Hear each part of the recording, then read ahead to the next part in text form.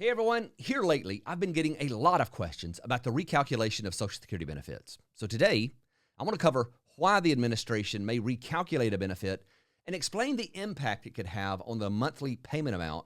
And then towards the end, I want to talk about how a recalculation can actually lead to a retroactive Social Security payment. But before we get there, I do want to tell you about a new service we just started offering a few weeks ago that's delivering massive results for clients.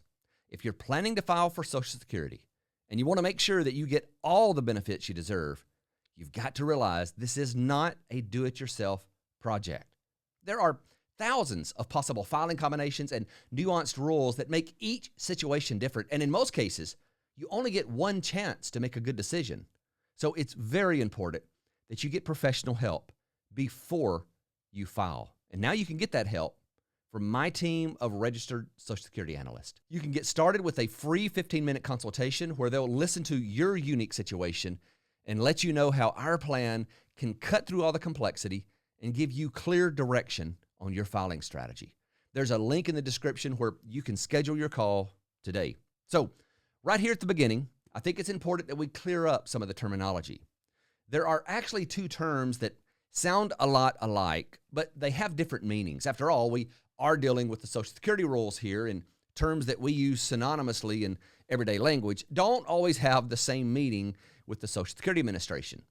These two terms are recalculation and recomputation. A recalculation is where your benefit can be increased or decreased if they find clerical or mathematical errors or earnings that were incorrectly included in the first computation. A recalculation is not all that common. However, a recomputation is very common.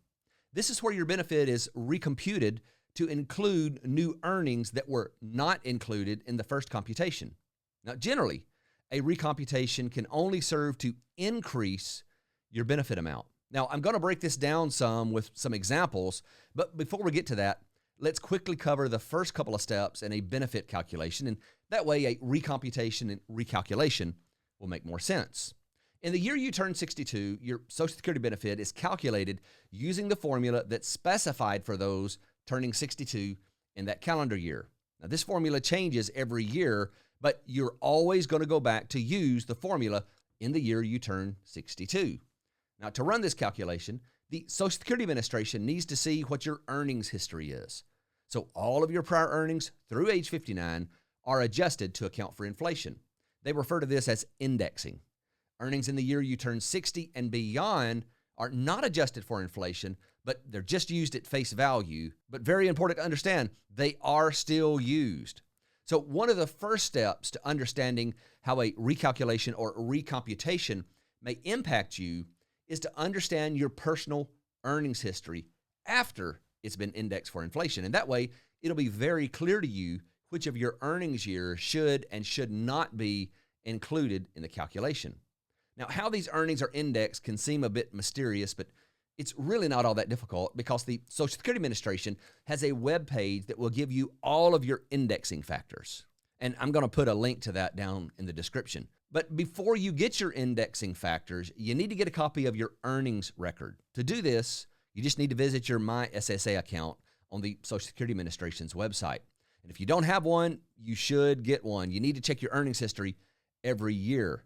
Now, in the past, we would say just get a recent copy of your Social Security statement, but now the administration is not showing a complete history of your earnings on the new version of the online statement. Instead, you're going to have to navigate down to the link that says review your full earnings record. And once you have your earnings history, you want to go over to the Social Security webpage that I've linked below and get the indexing factor that's specific to the year you turn 62. So where it prompts you to enter your year of eligibility, that's where you'll put in the calendar year you turn 62. Again, there's going to be a link to that down in the description that'll take you right to that page. Now, once you put in the calendar year you turn 62, it's going to fill in all of the indexing factors for you. Then all you have to do is take your real earnings from your earnings history and multiply by the factors shown for each year in the indexing table that they give you. Now, this gives you your indexed earnings. And from this list of earnings, only the highest 35 are used in your initial benefit calculation.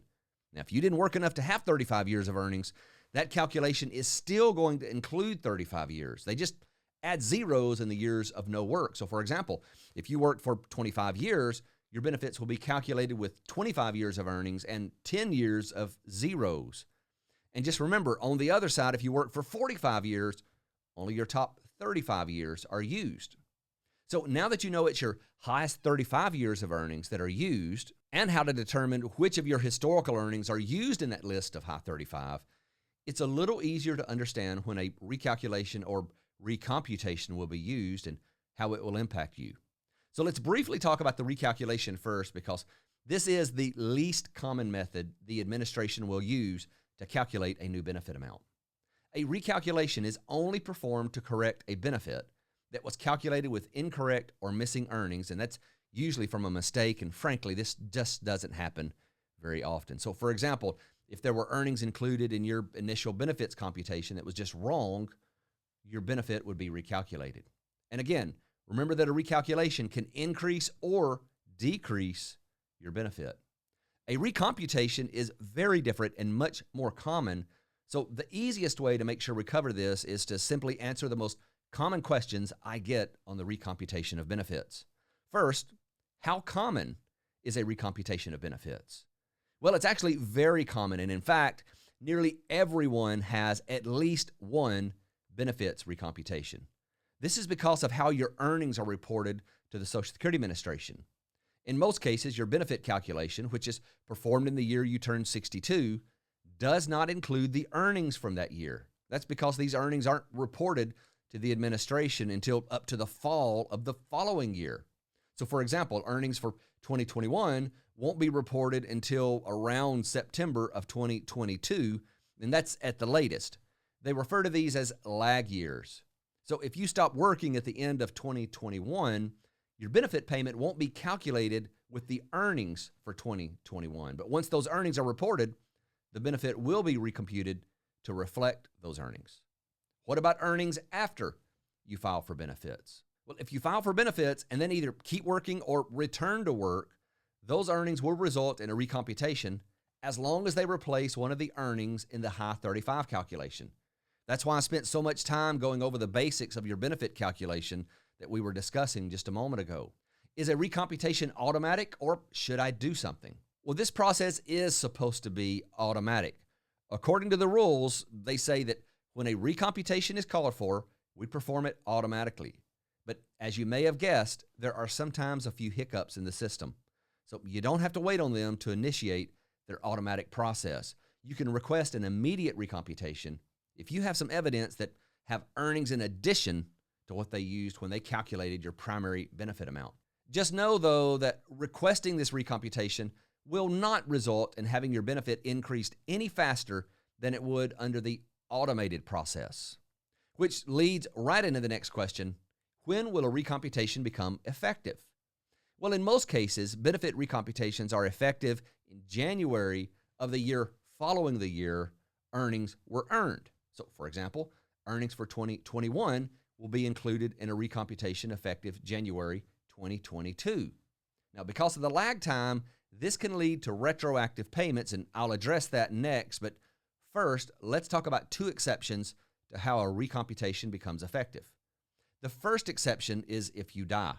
In that case, the survivor's benefit paid to your beneficiaries will be effective in the month of death instead of having to wait for January of the next year. For example, if you're still working and you die in June, your survivors won't have to wait until the following January for the earnings to increase the benefit. That benefit increase will become effective in the month you die. Another exception is if you become entitled to a pension from a job where you did not pay Social Security taxes. In that case, your benefit would be recomputed effective with the month you became entitled to that pension, which really ties in great with the next question, and that's, can a recomputation decrease your benefit? Now, the short answer is no. A recomputation will only be applied if your primary insurance amount, and again, that's your full retirement age benefit, if it can be increased by at least $1. There is one exception to this, and that is if you become entitled to a pension from a job where you did not pay Social Security taxes. So, for example, if you start receiving Social Security benefits at 62 and then your non-covered pension starts at 65, your benefit will be recomputed with an alternate formula, and this will result in a decrease in benefits. But that's only an issue for those who have work where they did not pay Social Security taxes and they have a pension coming from that work. So unless you're dealing with survivor's benefits or become entitled to a pension from work where you didn't pay Social Security taxes, a recalculation always becomes effective in January of the year after the earnings increase your high 35 years of earnings. And because these earnings aren't usually added until several months after January, this leads to the obvious question, can a recomputation pay you retroactively? Well, as we discussed a moment ago, the Social Security Administration will typically receive your earnings for the prior year by the fall of the following year. So for example, your earnings for 2021 will become available for a recomputation around September of 2022 at the latest. Now, if they perform a recomputation and see that your benefit should increase, that increase will be paid retroactively back to January 2022 in this example. Well, I hope this video was helpful, and most of all, I hope you learned something that you can take and pass along to one of your friends and help them learn something as well. Thank you so much for watching. Have a great day.